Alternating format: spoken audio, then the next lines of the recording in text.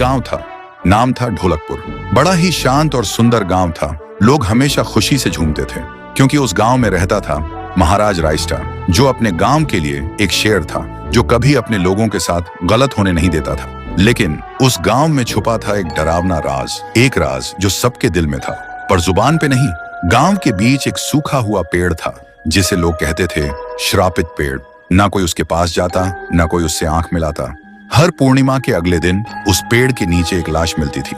लोग कहते रात में कोई आता है और लाश छोड़ जाता है, लेकिन कभी किसी ने कुछ देखा नहीं, और देखता भी कैसे। जो देखता वो अगले दिन पेड़ के नीचे होता था। एक दिन राइस्टार ने ठान लिया, बस अब और नहीं, इस राज का अंत मैं ही करूंगा, क्योंकि ढोलकपुर का नाम मिट्टी में मिल रहा था। फिर एक पूर्णिमा की रात राइस्टार चुपके से जाकर पेड़ के पास बैठ गया। रात के 2 बजे एक आवाज आई, थुंग थुंग थुंग थुंग थुंग थुंग थुंग थुंग थुंग सहूर।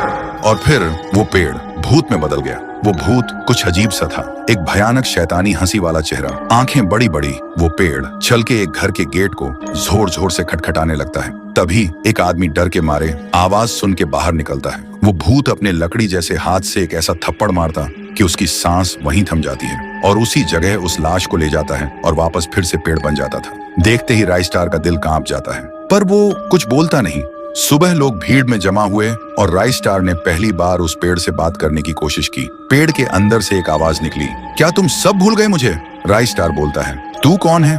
पेड़ बोलता है, मैं हूँ ठुन ठुन ठुन साहुर। एक वक्त था जब मैं भी इस गांव का एक प्यारा सा बच्चा था, लेकिन 100 साल पहले मुझे इसी पेड़ से रस्सी बांधकर उल्टा लटका दिया गया, गांव वालों की आंखों के सामने, और मेरी मौत को तमाशा बना दिया गया, सिर्फ इसलिए क्योंकि मैंने एक राज देख लिया था जो लोग छुपाना चाहते थे।